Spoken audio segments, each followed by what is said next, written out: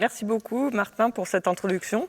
Donc moi, je vais rester toute la journée aujourd'hui avec vous pour une journée qui, j'espère, va être extrêmement pétillante. La plupart des talks seront en français, du moins les interviews seront en français, à l'exception de celle de Madeleine Van Olsen au milieu de cet après-midi, Andrea Wulf à midi et aussi Felicita Paus. Donc j'espère que le switch des langues ne posera pas de problème. Donc le but de cette journée, c'est vraiment de passer un bon moment ensemble, avec des femmes exceptionnelles dans des domaines extrêmement variés. On va parler de sciences, bien sûr, on va parler d'éducation, d'art, de journalisme, de harcèlement sexuel, de sexisme ordinaire, donc de physique. Donc je pense que chacun y trouvera un petit peu ce qu'il recherche. Et ce qui va être extrêmement important, ce sont les questions que vous allez poser. Donc vraiment, je vous encourage à poser des questions à chacune des interventions qui seront triées par l'équipe de Mediacom et auxquelles nous pourrons répondre. En fonction du nombre de questions, on répondra à toutes ou pas.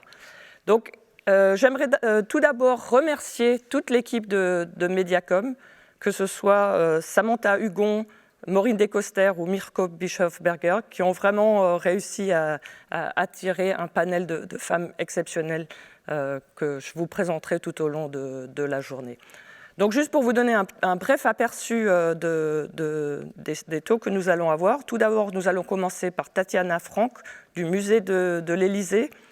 Ensuite, Farnaz Moser, qui s'occupe de la promotion de la science auprès des jeunes. Nous aurons ensuite, que je me trompe pas, Polyquity, donc l'association des étudiants de l'AG Poly qui s'occupe de l'égalité entre les genres, avec Marijn van der Meer et puis Pakriti Bhatia. À chaque fois, ces personnes seront introduites par d'autres que je vous introduirai au fur et à mesure. Donc à midi, nous aurons la présentation de Andrea Wulf sur un livre qu'elle a écrit sur un homme, Alexander von Humboldt, mais j'espère que vous serez séduites par le sujet. Ensuite, dans l'après-midi, nous aurons Manon Schick, qui était la présidente suisse d'Amnesty International et qui maintenant travaille au canton de Vaud. Madeleine Van Olsen, dont certains d'entre vous se souviennent très certainement, qui était porte-parole de l'EPFL et qui est maintenant rédactrice en chef au Temps.